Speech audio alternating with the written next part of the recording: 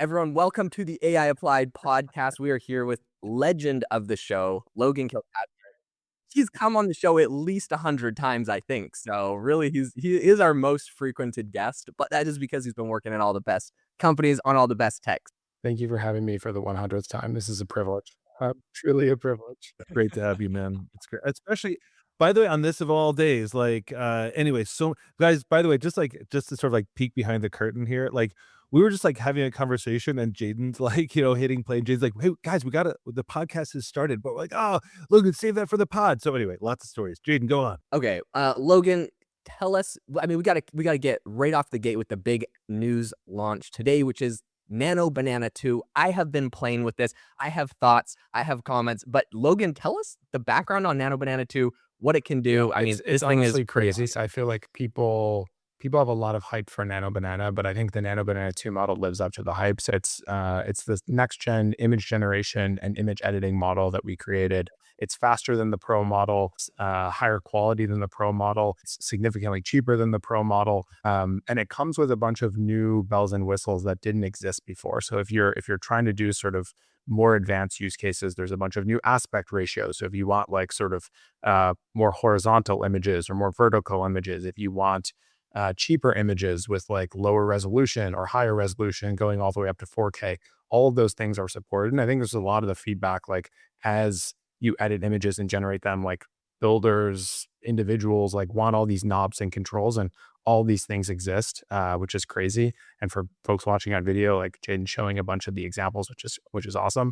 And my favorite new thing is we rolled out Nano Banana Pro in December with Google search support. So if you were to ask a question, something like, what's the weather like in Chicago right now, and then actually generate an image of it, it would be able to like go and pull the temperature in Chicago and whether it's raining or snowy or whatever, and then actually include that information in the image. And now with Nano Banana 2, we're rolling out a new image search capability. So the example I was giving off camera was, if you were to go and sort of take a picture of my desk in front of me and say, add an image of like the new Google Pixel phone next to my laptop.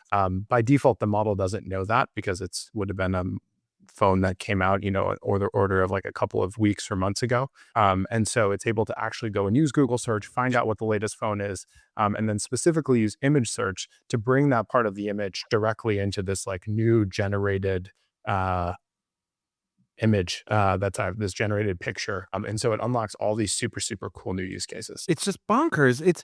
I mean, Jaden and I were sort of talking right before you even arrived, Logan, and but just about like how just good it looks.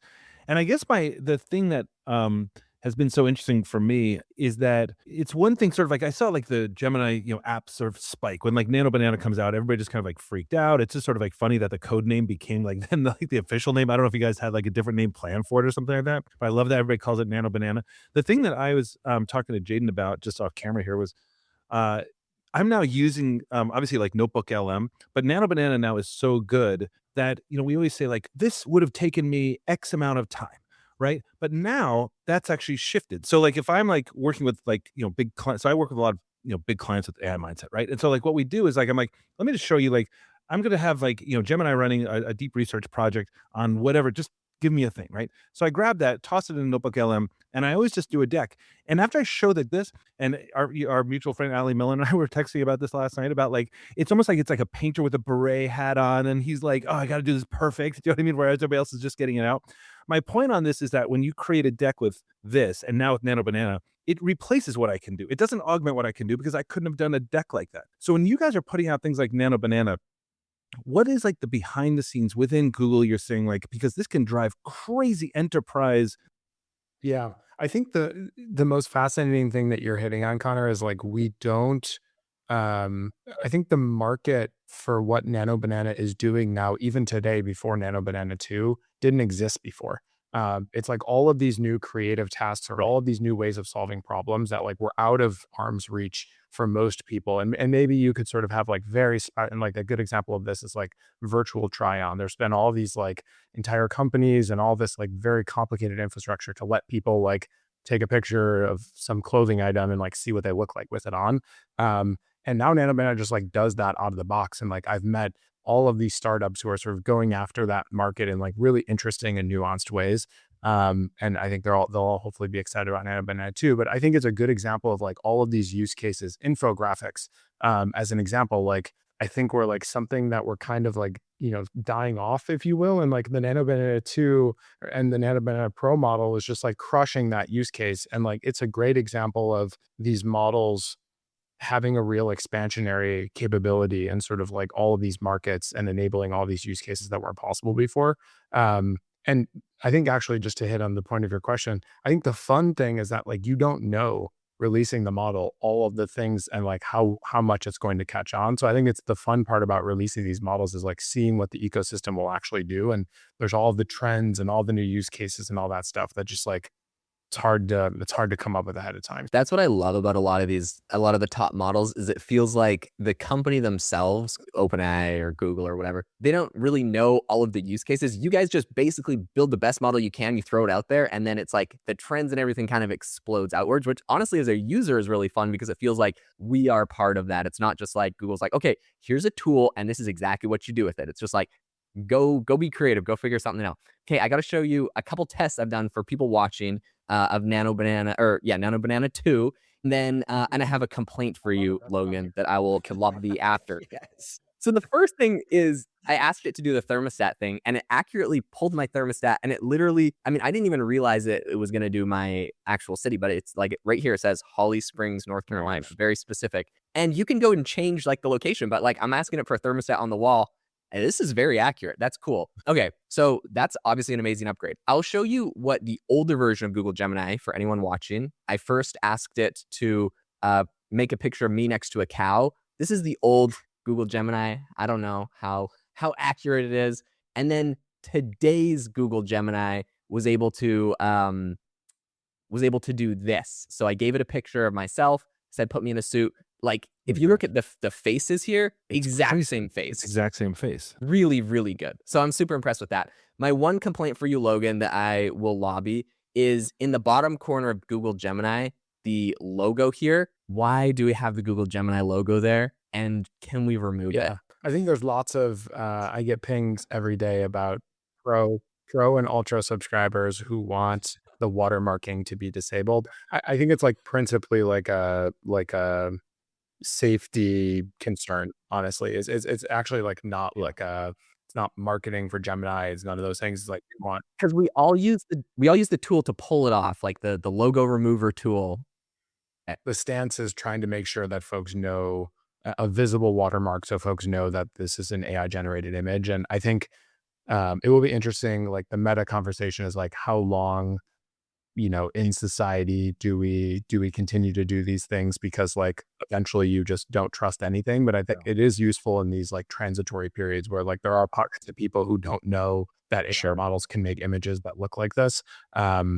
To be able to like at least try our best to make sure that we're doing the right thing for the long tail of customers. And again, this is like the unique obligation that I think Google has as like a steward of the whole internet, et cetera.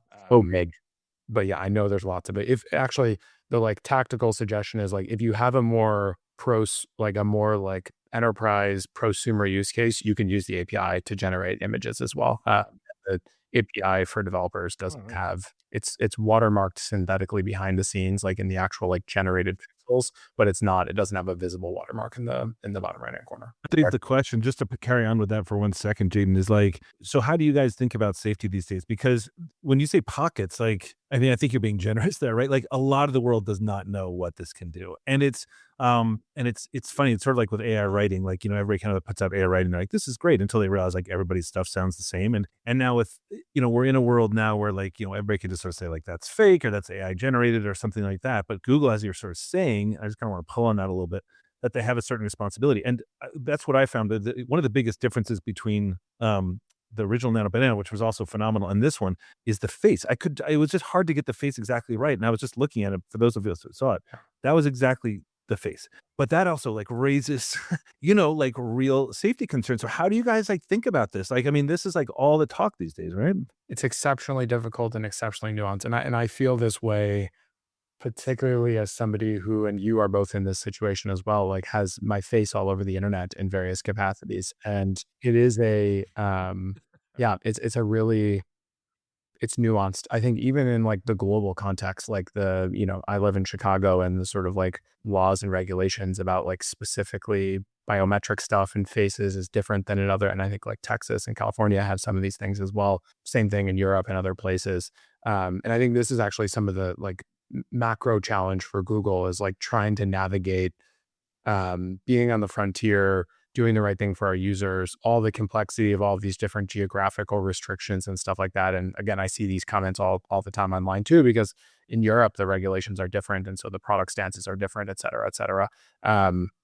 So I think, yeah, I don't know if I have a good answer for you, Connor, but like it's exceptionally difficult. There's lots of people Yeah. at Google spending time thinking about how do we do the right thing. Yeah, definitely. Okay, Logan, the thing that Connor and I were both talking about before you got on here that we were both really curious. We've heard you talk about a lot of the different tools Google has for vibe coding, and we're curious for you, who like famously, right, is a huge developer. I mean, you probably spent a lot of your life writing code by hand.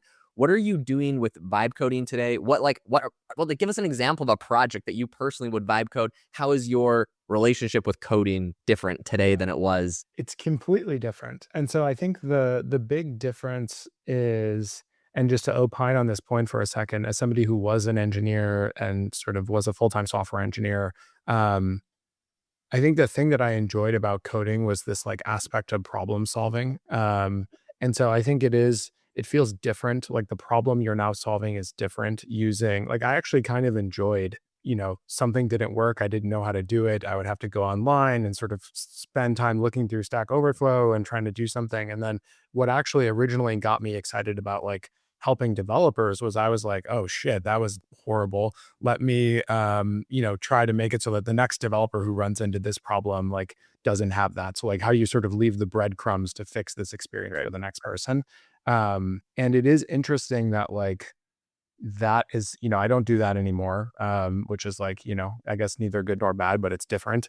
um and the problems that I face are actually very different. Like I'm thinking about now as I'm building stuff, like not how to make sure that it works, but like I can actually go and build a full app now. And so I'm thinking about like, how do I make sure this scales? And how do I make sure that this isn't like going to, do bad things for users or do bad things for me if something gets exposed, et cetera, et cetera. So I think the problem space has shifted to like much more of like a engineering manager who's like overseeing this project and like thinking about all the aspects. And that's actually like a very different skill set than like knowing what Python syntax does and how to sort of like orchestrate things in a different way.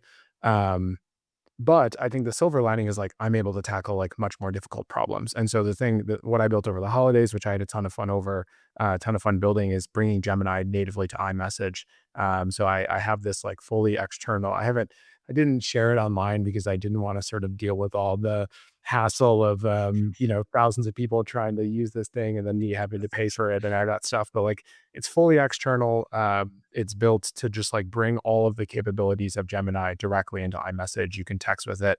I don't know if I sent you this, Connor, but it's you can sort of go and engage the model. It works natively in group chats. It's multimodal. You can send it audio messages. It'll respond back like natively with iMessage audio. And I built all of this using AI coding tools, like using Gemini. And it is remarkable how much more ambitious I could be. Like I never would have been, that would have been like I needed to raise venture capital dollars from a tier one VC and like hire a team of 10 engineers. And it would have taken me 6 to 12 months.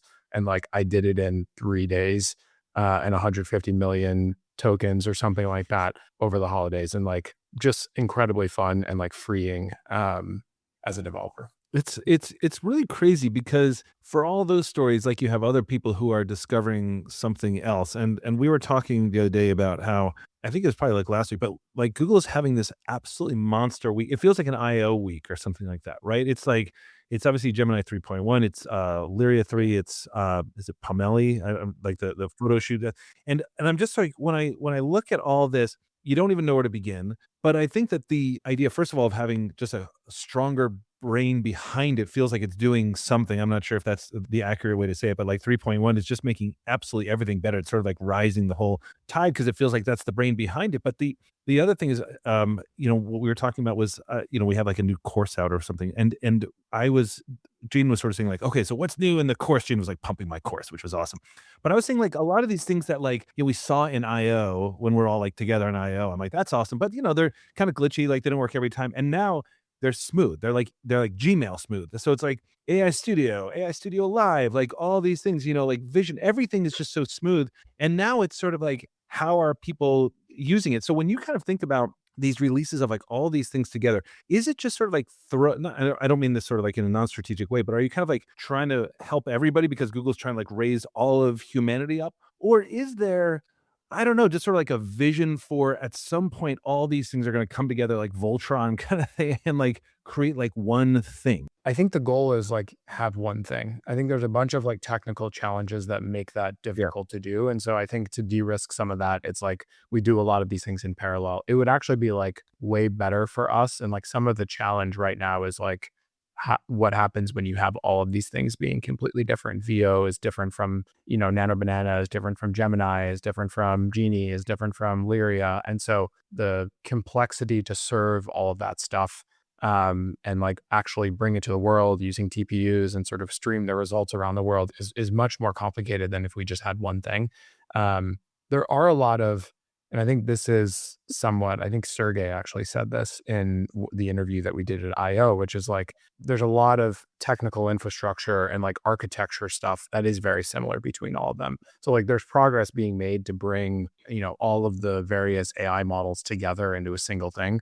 And I think we'll see that. I think we'll also see like this, and I've talked about this a bunch, but like the models as we see them today becoming systems or agents. And so I think if you look like IO 2026, maybe IO 2026 is too soon. It's, whatever, 82 days away or whatever. IO 2027, I think if you see Google not talking about Gemini as sort of like an agent or as a system, I would be surprised by that personally, given the direction of travel. Mhm. Even for the Nano Banana 2 example that I just gave, where search is turned on and image search is turned on, and the model is actually reasoning, it's going through the reasoning process. Behind the scenes, it's not just a model. Like there's a bunch of other stuff that's happening. There's orchestration, there's like a loop, there's tool calling, there's all this stuff. And I think that level of complexity of like what we consider a model and what we consider a system or an agent is going to change. And that will change how we look at it and interact with this stuff as well, kind of to your point about like things converging together. But I think the short-term focus is make as much research progress on all these things as possible, and then strategically start mainlining a bunch of the capabilities.